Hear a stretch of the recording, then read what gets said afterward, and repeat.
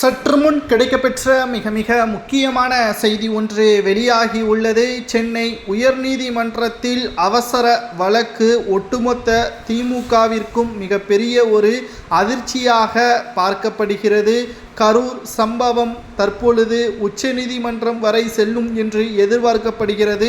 மேலும் சென்னை உயர்நீதிமன்றத்தில் இந்த வழக்கு விசாரணை சிபிஐ துறைக்கு மாற்ற வேண்டும் என்று தாவேகாவின் நிர்வாகிகள் ஒரு பக்கம் கூறிக்கொண்டிருக்க, மறுபக்கம் இந்த விசாரணையே தமிழக காவல்துறை அதிகாரிகளை விசாரணை செய்ய வேண்டும் என்று தமிழக அரசு நீதிமன்றத்தில் கூறியுள்ளது.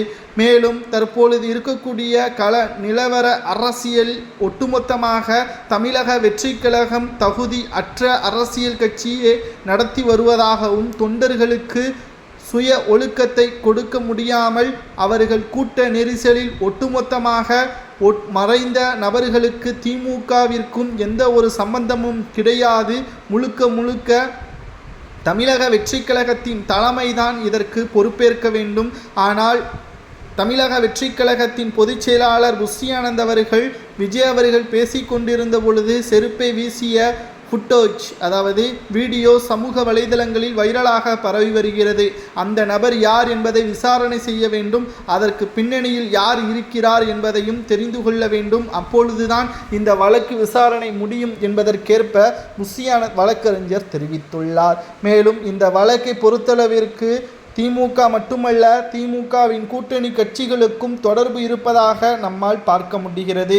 வழக்கு விசாரணையும் அடுத்த கட்டத்தை நகர்ந்து செல்வதால் நிச்சயமாக இந்த வழக்கிற்கும் திமுகவின் கூட்டணி கட்சிகளுக்கும் தொடர்பு இருந்தால் வருகின்ற சட்டசபை தேர்தலில் மிகப்பெரிய ஒரு அரசியல் மாற்றம் ஏற்படும். ஏற்கனவே அதிமுக, பாஜக போன்ற கட்சிகள் விஜய் அவர்களுக்கு ஆதரவாக இருப்பதன் காரணமாக கூட்டணி பேச்சுவார்த்தை டிசம்பர் மாதத்தில் மீண்டும் ஒரு முறை ஆலோசனை நடத்தப்படும். அப்பொழுது விஜய் அவர்கள் சம்மதம் தெரிவித்தால் 2011ஆம் ஆண்டு எதிர்க்கட்சி தலைவர் பதவியே ஸ்டாலின் அவர்களுக்கு முன்னாள் கலைஞர் அவர்கள்தான் திமுகவின் தலைமையாக இருந்தார்.